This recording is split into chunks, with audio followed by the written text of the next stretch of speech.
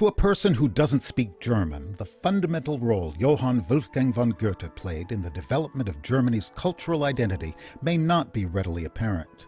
For centuries, Germans shared a language, but not a nation-state. As part of the Holy Roman Empire, the area we identify as Germany was nothing more than a collection of hundreds of individual principalities, duchies, and free cities with minimal international influence. What Goethe created in his works, from his groundbreaking early novel The Sorrows of Young Werther in 1774 through the posthumous publication of the second part of his Faust tragedy in 1832, was an unprecedented synthesis of the German language's formality and the dispositional dreaminess that's embodied in the notion of Germany as the land of poets and thinkers. In doing so, he articulated the highest aspirations of the German people and brought German culture to international prominence. Goethe's seminal importance also rests upon his powerful literary and dramatic expressions of the romantic sensibility that was just emerging when he first came of age as a writer. His works express an explicitly German form of romanticism that 19th century composers found particularly compelling. Goethe's poetry was set to music by composers from Beethoven to Schoenberg, and among his plays, his magnum opus, a sprawling two-part setting of the Faust legend, inspired operas by Gounod, Boito, and Busoni, symphonies by Mahler and Liszt, an oratorio by Schumann, and a unique opera-oratorio hybrid by Hector Berlioz titled The Damnation of Faust. The inspiration Berlioz took from Goethe set him apart from his compatriots, whose disdain for German culture reflected a long-standing sentiment among the French.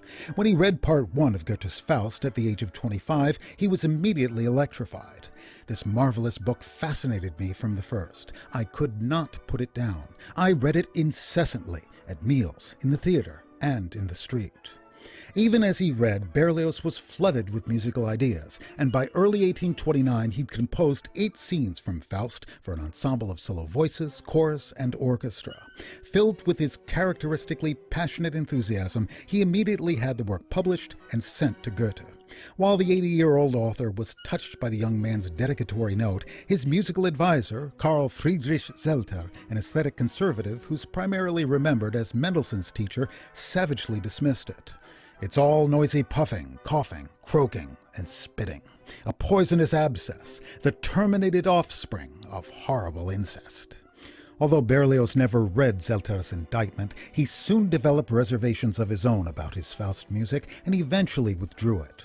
But 16 years later, he took up the challenge of Faust again, commissioning a libretto from the writer Almira Gandonnière that he further developed during an extended concert tour beginning in October of 1845. Incorporating material from his earlier attempt to render the play, Berlioz wrote with remarkable fluency.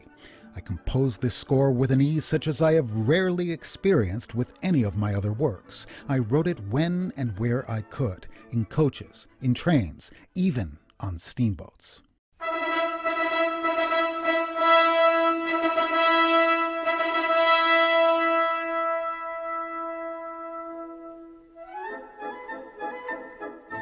The Damnation of Faust is a typically atypical Berlioz work, a massive fusion of opera, oratorio, and concert music that defies classification.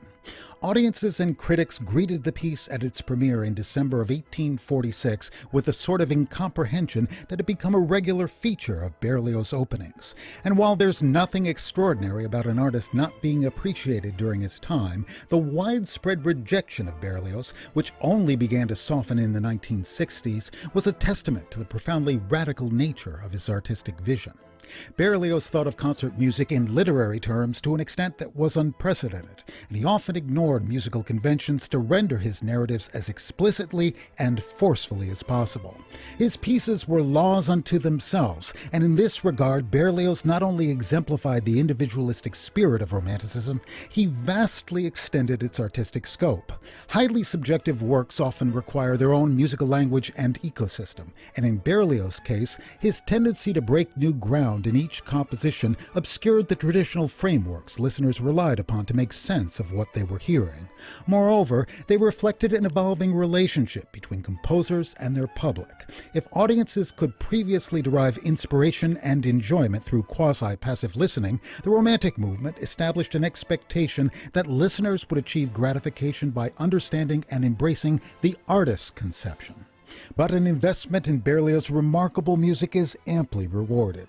When we listen to the Damnation of Faust and hear the sinister brilliance of the orchestral textures that greet Mephistophélès' first appearance, the nihilistic irreverence of drunken students in a tavern singing an ecclesiastical fugue to mockingly honor the death of a poisoned rat, or Faust's final horrifying descent into the pandemonium of hell, we are exposed to an idealized level of imagination, ingenuity, and expressive intensity that allows us to reframe our psychological boundaries. The abiding nature of this quality in the music of Berlioz is a testament to his courage, the breadth of his artistic vision, and the uncompromising ferocity with which he fought to preserve it.